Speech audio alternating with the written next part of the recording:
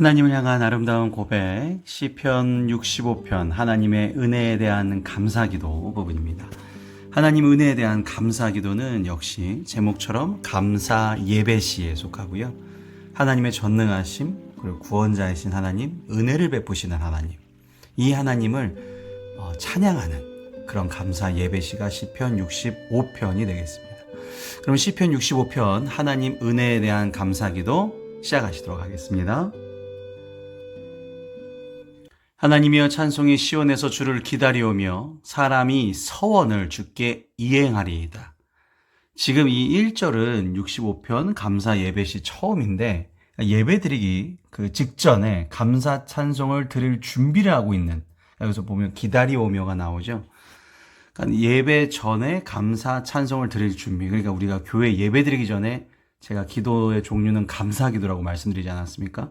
내가 예배당에 와서 감사하고 예배당에 올 수 있는 발걸음을 인도해 주셔서 감사하고 그런 결심을 하게 해주신 걸 감사하고 모든 방해 세력 물리치고 예배 나올 수 있게 해주시면 감사하고, 그게 이제 감사인데 그 감사를 드리는 부분이 바로 1절이 되겠습니다. 그래서 사람이 주께 서원을 한다, 모든 것을 간구한다 라는 거고요.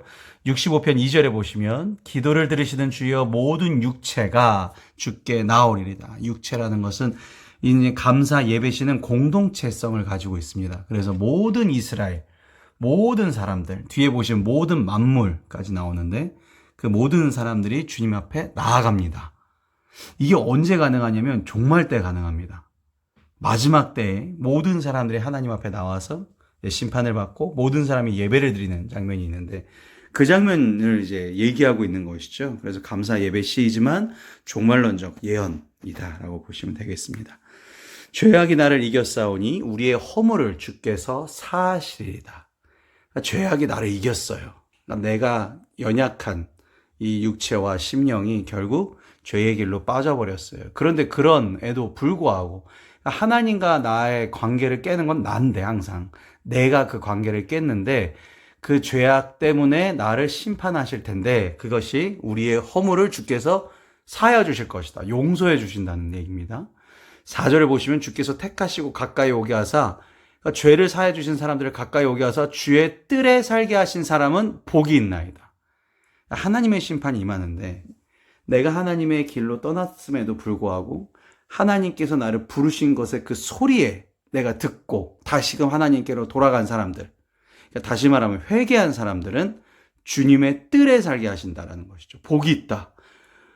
다시 말하면 여기 뒤에 보시면 죄사함을 받은 사람의 복은 하나님과 가까이서 친밀한 교제를 나눌 수 있다.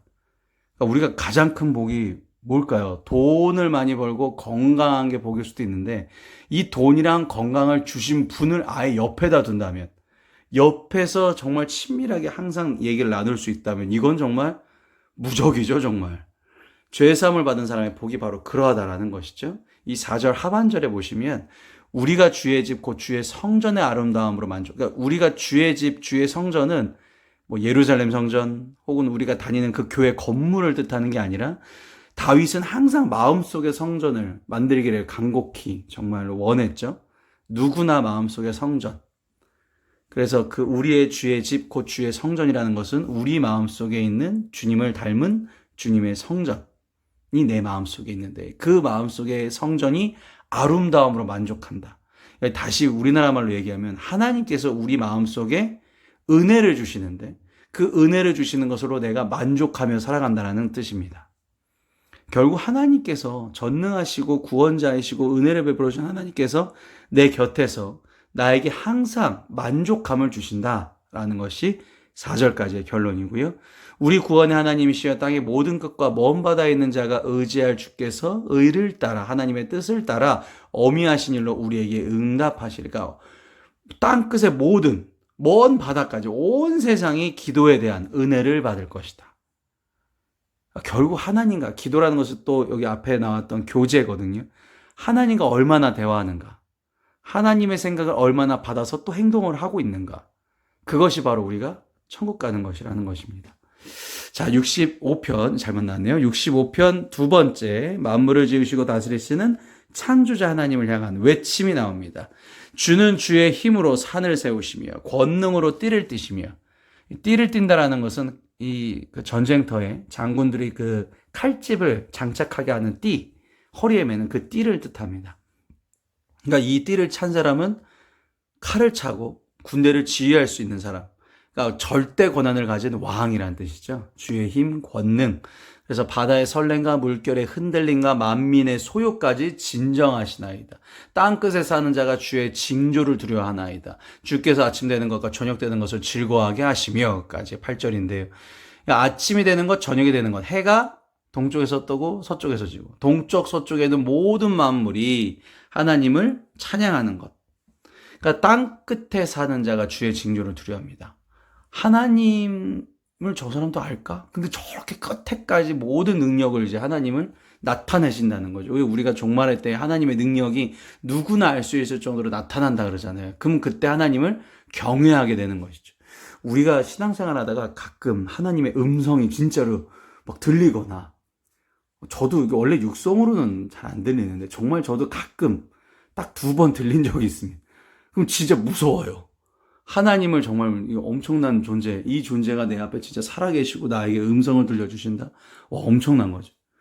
그 육성으로 들린 것뿐만 아니라 내 생활을 통해서, 나의 삶을 통해서, 내 주변에 있는 사람들, 믿는 사람들을 통해서 하나님께서 음성을 들려주실 때가 있어요. 와, 이게 이렇게 이루어지나? 이게 이렇게 만들어지는 것인가? 그럼 하나님이 경외, 두려워하게 됩니다.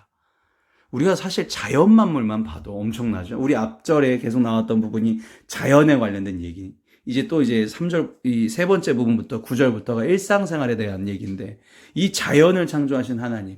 근데 그 자연의 위대함만 봐도 우리가 벌벌 떱니다. 자, 9절부터 13절. 일상생활에 은혜를 베푸시는 이번엔 하나님입니다.